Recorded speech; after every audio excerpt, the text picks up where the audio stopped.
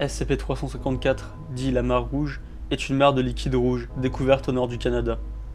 Le liquide possède une consistance semblable à celle du sang humain, d'où son surnom d'origine, la mare de sang, mais n'est pas de nature biologique. La mare n'a pas de berge bien définie. La terre se mêle au liquide jusqu'à un certain point, il y a plus de terre que de liquide et que le sol soit essentiellement solide.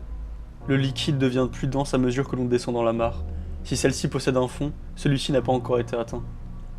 Périodiquement, des entités émergent du bassin et tentent de s'échapper de l'enceinte. Jusque-là, presque toutes les créatures qui sont sorties de SCP-354 étaient extrêmement hostiles et hautement dangereuses.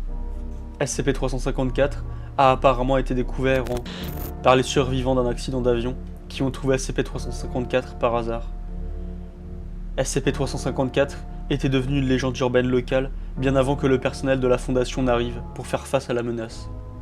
Après avoir localisé la source de la légende, les membres du personnel de la Fondation SCP ont mis en place la station de surveillance Epsilon 38 pour surveiller la mare et dissuader les futurs voyageurs de la trouver. SCP-354 a alors été classé comme Euclide jusqu'à ce que ses propriétés soient découvertes. Après 1403 heures, une entité non identifiée émergea de SCP-354. Le contact avec la station de surveillance Epsilon 38 fut perdu. La force d'intervention mobile fut dépêchée sur les lieux pour maîtriser l'entité et y est finalement parvenue. Tout le personnel de la station de surveillance Epsilon 38 fut retrouvé mort. La zone 354 a ensuite été construite pour contenir SCP-354. En raison de la nature immobile de SCP-354, la zone 354 a été construite autour de lui. Cette zone permet de loger les forces d'intervention et les membres du personnel de classe D entraînés à faire face aux menaces émergeant de SCP-354, ainsi que les chercheurs qui étudient SCP-354 et ses propriétés. Pour leur propre sécurité, aucun membre du personnel présent sur place n'est autorisé à s'approcher de SCP-354 à quelque moment que ce soit. L'interaction directe avec SCP-354 n'est autorisée qu'à des fins de recherche visant à éliminer SCP-354 et doit être approuvée par un membre du conseil de niveau O5. La zone 354 a été construite pour contenir et neutraliser toutes les menaces sortant de SCP-354. Au cœur de la zone 354, un mur de 6 mètres de béton renforcé a été construit autour de SCP-354 pour éviter que les entités émergeant ne s'échappent de la zone. Des caméras à détection de mouvements rapides sont placées au sommet de la paroi et orientées vers la mare, et les gardes armés peuvent facilement faire feu dans l'enceinte depuis des passerelles placées au-dessus de la mare.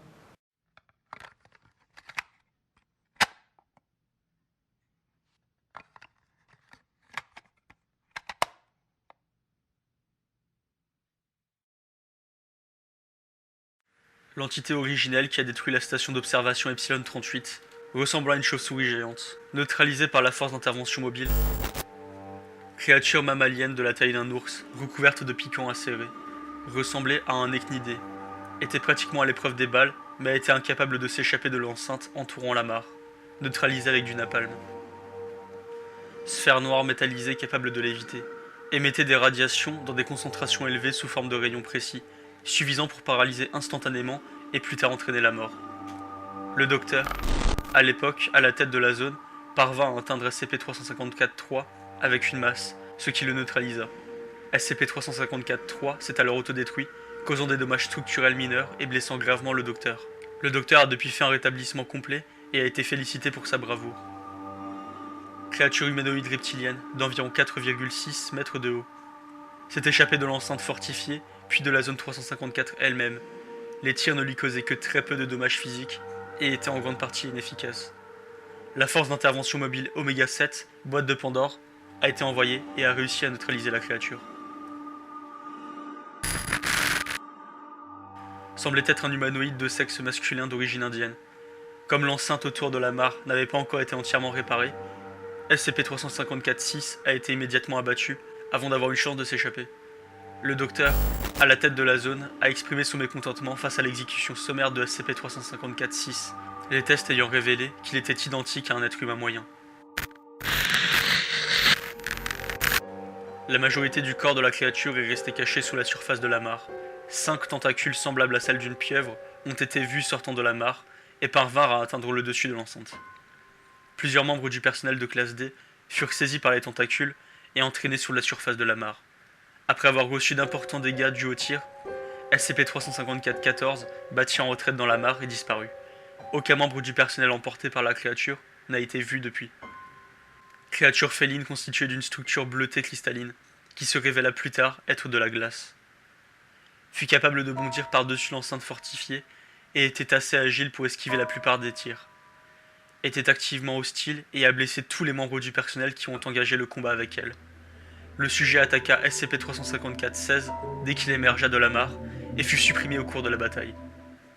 Créature féline constituée de pierres noires rougeâtres qui se révéla plus tard être du magma partiellement solidifié. Les tirs se sont avérés légèrement inefficaces contre sa peau. N'était pas hostile vis-à-vis du personnel et n'a pas tenté de s'échapper de l'enceinte fortifiée jusqu'à ce qu'il soit attaqué par SCP-354-15.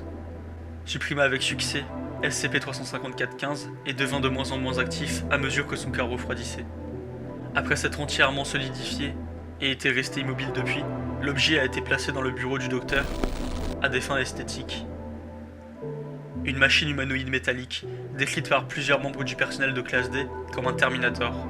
Le sujet possédait un dispositif d'invisibilité, le rendant invisible aux yeux des humains. Le sujet était très habile au combat et parvint à tuer près de 90% du personnel de garde de la zone 354, tandis qu'il faisait des ravages dans les bâtiments. Environ 60 minutes après avoir émergé de la mare, le sujet cessa de fonctionner et se mit hors tension. Le sujet a été démantelé et sa batterie a été supprimée. Les vestiges du sujet sont à l'étude. Ça fait 3 mois maintenant que nous devons compter sur la boîte de Pandore pour faire face aux choses qui sortent de SCP-354. Abel ne s'en plaint pas. Par contre, c'est évident qu'il a aimé affronter SCP-354-11. Peut-être que nous devrions mettre en place une sorte de téléphone rouge pour contacter la force d'intervention mobile Oméga 7. Notre expédition pour toucher le fond de SCP-354, cette plaie béante au milieu du Canada, a finalement été acceptée. Les gars de chez R&D ont inventé ce qui peut simplement être décrit comme un sous-marin avec un forêt. Nous savons que la mare devient plus dense à mesure que l'on descend, donc nous soupçonnons qu'à un certain point, nous ne pourrions plus descendre. Pas sans creuser du moins, d'où le dispositif minier énorme créé pour cela. Ce n'est pas hydrodynamique du tout, mais nous n'allons pas vraiment nager là-dedans. Mes tripes me disent qu'il y a quelque chose de l'autre côté de la mare Rouge. C'est comme creuser plus bas, plus haut, vers la Chine. Tout ce qu'on a à faire, c'est de creuser pour y aller. J'ai eu un long et agréable débat avec O5 qui m'a permis de venir. J'aurais voulu que MTF-O7 vienne avec nous pour nous protéger, ou prendre au moins SCP-076 avec nous, mais il ne l'autorisait pas. Malgré les dégâts massifs qu'il continue à causer, ils y voient encore trop de valeur pour risquer de le perdre. Ce n'est pas qu'il est, vous voyez, immortel ou quoi que ce soit. Peut-être qu'ils n'ont juste pas eu le cran de lui demander de venir. Eckler, ce con, a voulu que nous prenions SCP avec nous, mais je le permettrai pas. Les rapports disent que SCP est né juste avant d'être arrivé à la surface. Il serait donc inutile comme guide. Il pourrait nous servir pour notre sécurité, mais il est surtout inutile par le fait qu'il est... Il est probablement juste. L'équipe était composée, mis à part moi, de 3 agents de sécurité de 2 classes D, un géologue et un certain type de chez R&D qui allait piloter le sous-marin. J'ai déjà oublié leur nom à tous. C'est une bien mauvaise journée pour commencer une mission. Le bruit court que la nuit dernière, il y a eu une brèche de confinement dans la zone, ou un truc comme ça. Il s'avérait que le café n'était pas autorisé dans toute la zone autour de SCP-354 pour une raison ou une autre. Et toute la mission a failli se terminer en catastrophe quand ils se sont rendus compte qu'ils avaient oublié de charger le carburant supplémentaire à bord, qui fait marcher la boutique ici. Bon bah, de toute façon, on est en chemin maintenant. Pendant un moment, je sentais bien que nous descendions à bonne allure, mais là, on descend beaucoup plus lentement. Marty, c'est le type de chez R&D, dit que nous coulons à une vitesse de 10 mètres à l'heure. Apparemment, à cette profondeur, la mare est vraiment très dense. Rien d'intéressant ne s'est passé aujourd'hui, mais j'ai appris les noms de tout le monde. Nous avons Marty, notre pilote, agent Swanson, agent Turquoise, agent 86, Dr. J. MacArthur, Chris Simpson et Leroy Tucker. Ce matin à 4h30, nous avons été réveillés d'une façon amusante. La gravité a soudainement changé de sens. Maintenant, nous montons, ce qui signifie qu'on a fait plus de la moitié du chemin. Nous avons atteint la surface. Pas d'hublot, c'est sombre, comme s'il faisait nuit, on peut pas sortir. On sait pas si l'atmosphère dehors est bonne pour l'homme. Ça pourrait être de l'acide hydrochlorique ou un truc du genre. On a un paquet de capteurs sous le sous-marin qui analysent tout un tas de données comme de quoi est composé l'air, quel genre de bactéries le vent porte et comment traiter ces bactéries. Mais aussi des données plus simples telles que la température qu'il fait dehors. Nous saurons dans 8 heures si c'est sans danger pour la vie humaine là-bas. Bon bah, l'air semble respirable, mais il fait nuit depuis maintenant 28 heures. Qu'est-ce qui se passe là-bas? Enfin, l'aube est revenue. Le soleil est énorme et rouge. Je suis biologiste, mais j'en sais assez sur l'astronomie pour pouvoir dire que nous sommes dans un système solaire différent du nôtre. Sommes-nous dans un autre temps, un autre lieu, ou dans une autre dimension? Leroy a suggéré que nous nous trouvions dans un autre plan d'existence. Je pense qu'il est le plus proche de la réalité. La mare de ce côté est plus grande que celle d'où nous venons. C'est une sorte de grand étang ou un petit lac. Les rives sont mieux définies que de notre côté. On a accroché notre petit radeau gonflable au rivage. Marty et Simmons sont restés au sous-marin et on a pris la direction du nord. La terre ici, ou du moins autour de l'étang, est totalement vierge de flore. La seule végétation que nous avons vue n'était qu'une croissance de mousse confuse, mélangée à une sorte de terreau, semblable à un mélange de sable ou de farine. Une nuit de sommeil perdu, le soleil ne s'est jamais couché. D'après mes calculs, ici le cycle jour-nuit semble durer 43h30, contre 24 heures chez nous. Ça va être difficile de s'y faire. On a défini un mode de voyage. Premièrement, on ne voyage qu'en ligne droite, pour nous assurer de pouvoir rentrer au sous-marin, juste en se retournant. À moins de rencontrer une jungle ou un truc du genre, ça devrait fonctionner. Deuxièmement, Marty utilise une sorte de radio, une balise, un truc, je me rappelle plus vraiment de son explication, mais si nous sommes dans les 1300 km autour de l'étang, il pourra nous retrouver avec son gadget et nous donner la direction à prendre pour revenir au bateau, ainsi que le temps que ça nous prendra. Nous partons quelques heures avant le lever du soleil. Quand nous sommes arrivés au bord du rivage, nous avons constaté que la mousse ou la substance verte que nous avions vue la veille avait tout recouvert. Elle semble se ratatiner au soleil. La nuit, elle doit se développer pour absorber des nutriments. On a décidé de ne pas marcher là-dedans et d'attendre le lever du soleil. Le soleil s'est élevé et la mousse est revenue à son état basique. Nous nous sommes mis en route. Je n'ai pas peur de l'avouer, mais le fait qu'il n'y ait aucun vent et donc par conséquent aucun son est assez effrayant. Nous avons trouvé un endroit sans aucune trace de mousse, 30 mètres aux alentours. Nous y avons installé le camp pour la nuit. Même si le soleil est encore haut dans le ciel, il est temps pour nous, humains, de nous reposer. Après quelques heures de nuit, qui étaient vraiment des heures de soleil, merde, difficile de s'y retrouver, nous avons tous été réveillés par un hurlement de... Vous vous rappelez Jurassic Park? Avec le T-Rex qui rugit?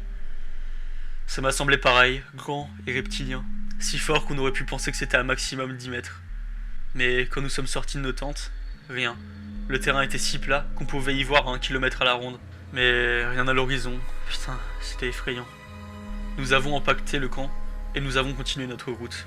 Quelque temps après, nous n'avons plus revu la mousse verte. Peut-être qu'elle ne pousse qu'à proximité du lac. Le sol est devenu rocheux et le terrain semble devenir de plus en plus accidenté. Je pense voir des arbres. Fini la terre nue, nous arrivons sur un immense champ de belles herbes. C'est comme une pelouse bien coupée. L'herbe semblait normale, jusqu'à ce que Turquoise trébuche sur un rocher. Ses mains se sont retrouvées couvertes de plusieurs douzaines de piqûres d'aiguilles. Apparemment, le bout de ces brins d'herbe est aiguisé et perfore facilement la peau. C'est pas une menace en soi, mais il faut rester prudent et ne pas nous y jeter. Nous sommes arrivés au bord d'un cours d'eau minuscule, pas plus large qu'un filet d'eau. Samson a suggéré de remplir nos gourdes d'eau, mais Leroy et MacArthur ont voulu vérifier en premier. MacArthur a enlevé son équipement et a fait des tests sur le liquide qui s'était avéré être du CO2, dioxyde de carbone. À cette température, il est censé être à l'état de gaz. Les lois de la physique ne semblent pas fonctionner ici. Nous n'avons pas eu le temps d'enregistrer quoi que ce soit durant ces derniers jours. Nous sommes arrivés dans une zone où il y avait beaucoup moins d'arbres. L'herbe était fanée et brunie. Elle ne pouvait plus nous piquer. Les arbres étaient des bouleaux ordinaires, mais leurs feuilles n'étaient pas celles de bouleaux. À un certain moment, nous avons perdu Swanson. Cet endroit est si calme qu'aucun d'entre nous ne sent l'envie de faire la conversation, donc nous n'avions aucune idée de quand nous l'avions perdu. Il y a une fenêtre de 8 bonnes heures où il aurait pu disparaître. Nous l'avons appelé, mais personne n'a eu le courage de tenter de le chercher. Pendant la nuit, un arbre est tombé sur la tente de 86. Il n'a pas été blessé, et le matériel n'a pas été endommagé, bien que la tente ait été irrécupérable. 86 jure que l'arbre n'était pas très près de sa tente. Aucun de nous n'a su dire pourquoi il est tombé. Et quand nous nous sommes approchés, le tronc a juste cassé. Nous avons consenti à ne plus poser nos tentes près d'un arbre cette fois. Le jour suivant, qui s'est passé en pleine nuit cette fois-ci, nous avons entendu le même hurlement que la dernière fois. Et encore une fois, nous n'avons aucune idée d'où cela venait. Aucun d'entre nous n'était d'accord de quel côté le hurlement venait. Puis il a commencé à pleuvoir, nous avons planté nos tentes, plus rapprochées les unes des autres cette fois-ci. L'arbre le plus proche était à environ 100 mètres de distance. MacArthur a confirmé que c'était de la pluie réelle, faite de H2O. Nous avons donc improvisé un entonnoir et nous avons rempli nos gourdes d'eau. Leroy a fait don de sa tente à 86 et je lui ai donc proposé de partager ma tente, étant donné qu'elle était plus grande que les autres. j'ai demandé à Leroy ce qu'il avait fait pour devenir classe D. Il m'a expliqué qu'il avait violé 2 ou 3 personnes. Je pense qu'il a essayé de me faire peur, mais qui peut en être sûr? Il est le classe D, le plus sage que j'ai jamais respecté. Donc je pense pas qu'il va, disons, s'en prendre à moi durant mon sommeil. Bon Dieu, la pluie a enfin cessé. Nous et notre matériel sommes trempés, mais pas la terre, qui semble à peine humide sous l'herbe. Après une telle pluie, on s'attend à ce que ce soit boueux, mais pas du tout.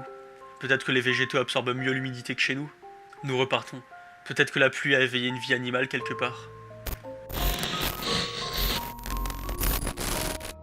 Ce qui semblait être une immense falaise est en fait un mur artificiel. Il est fait de fer rouillé et s'élève à plus de 15 mètres de haut. À gauche et à droite, il continue jusqu'à l'horizon.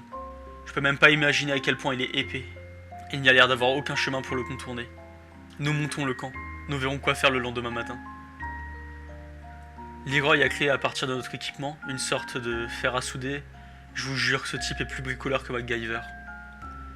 On est en train de créer une ouverture dans le mur de fer. Il ne semble être épais que d'une 60aine de centimètres. Mais derrière ce mur, il semble y en avoir un autre, à moins de 30 centimètres.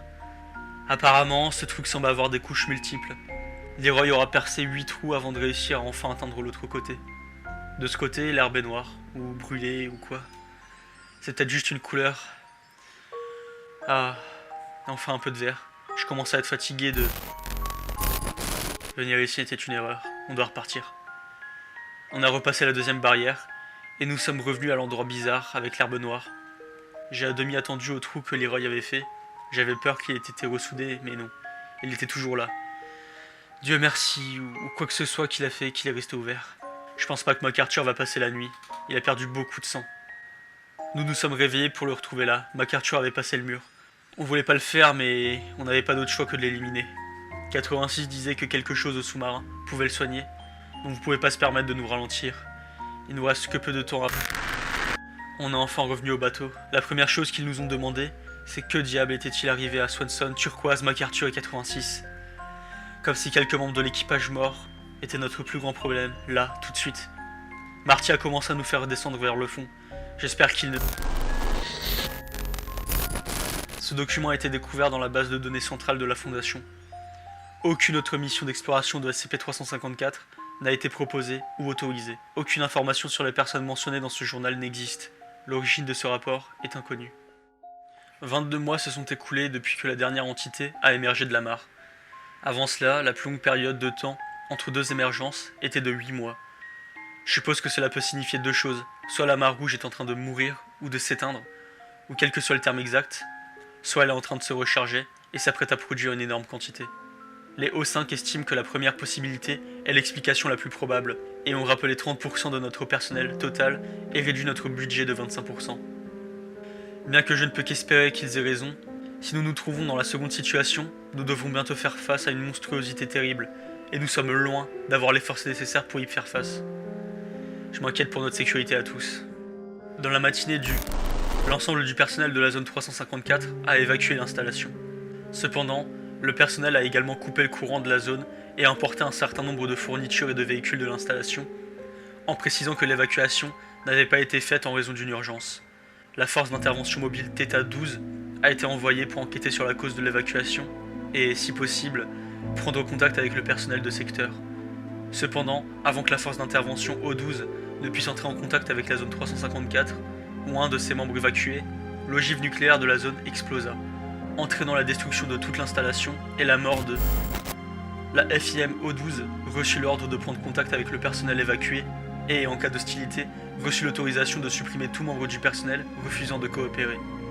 Un important convoi de véhicules en provenance de la zone 354 fut repéré au sud de la zone, s'éloignant à une grande vitesse.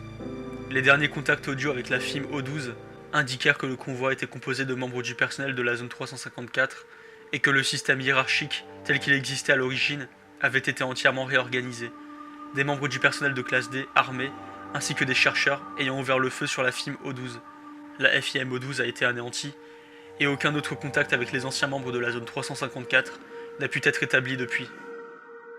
Suite à la destruction totale de la zone 354, le site de confinement de la Mare Rouge a été construit à sa place. Les plans de base de la nouvelle installation peuvent être consultés à Contrairement à l'installation précédente qui se focalisait sur la recherche et la neutralisation des entités issues de SCP-354, le nouvel établissement est entièrement consacré au confinement de SCP-354 et des entités qui peuvent en émerger, ainsi que de toutes les forces imprévues qu'il peut créer directement. Cela est dû en grande partie aux conclusions tirées par le nouveau chef de site, qui suppose que les événements du rapport 354-20 s'expliquent par une attaque psychique ou mentale générée par SCP-354 lui-même. Puis-je enregistrer cela? Oui, allez-y. Bien, bien. Bon, commençons par le commencement. Que s'est-il passé sur le site de confinement de la Mare Rouge? Rétrospectivement, il semble étrange que personne n'ait jamais suggéré de vider la mare. Lorsque le docteur en a parlé, ça semblait être une si bonne idée à l'époque. Qu'est-ce que cette idée avait si d'attrayant exactement?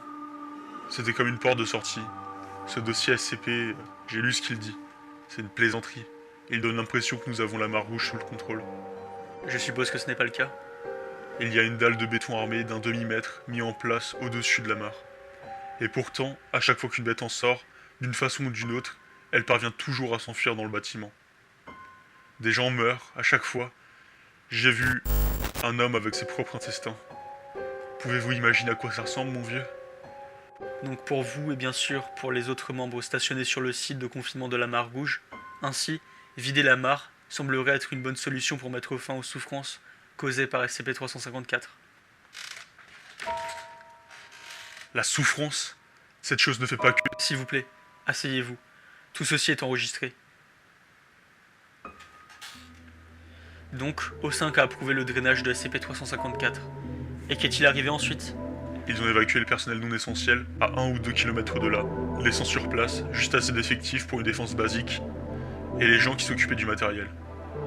La plupart étaient des membres du personnel de classe D, ainsi que quelques agents pour veiller au bon déroulement de l'opération. Et vous étiez parmi ces agents? Oui, Comment s'y sont-ils pris pour vider la mare? les gars de la tech ont apporté cette grosse pompe avec tous ces tuyaux. On a retiré la dalle, Mais... avez-vous déjà fait un rêve où tout semblait réel, mais où vous savez que vous rêviez, et dont vous saviez qu'il fallait vous réveiller pour vous en échapper? je ne peux pas dire que je m'en souvienne. Si vous en avez fait un, on en fait tous un. C'est l'impression que ça faisait quand ils ont mis le tuyau dedans, pour essayer de la vider. Tout a cessé d'être vrai. C'était comme s'il fallait qu'on se réveille, tout de suite. Vous étiez le seul à ressentir cette sensation? Non, tout le monde l'a ressenti en même temps. Ça venait de la putain de mare. S'il vous plaît, baissez d'un ton. Qu'est-ce qui s'est passé quand ils ont actionné la pompe? On ne l'a jamais fait, on pouvait pas. Elle voulait pas se laisser faire. Qui ne vous laissait pas faire? La mare! S'il vous plaît, je vous demande de baisser d'un ton. Jusque maintenant, elle s'est contentée de nous balancer des monstres. Elle jouait, mais maintenant, nous l'avons fermée et nous venons essayer de la détruire. Maintenant, elle est furieuse. Garde, s'il vous plaît, maintenez l'agent. Un pote a évalué ses berges un jour, et il les a comparées aux photos de sa première découverte. Vous savez ce qu'il a trouvé?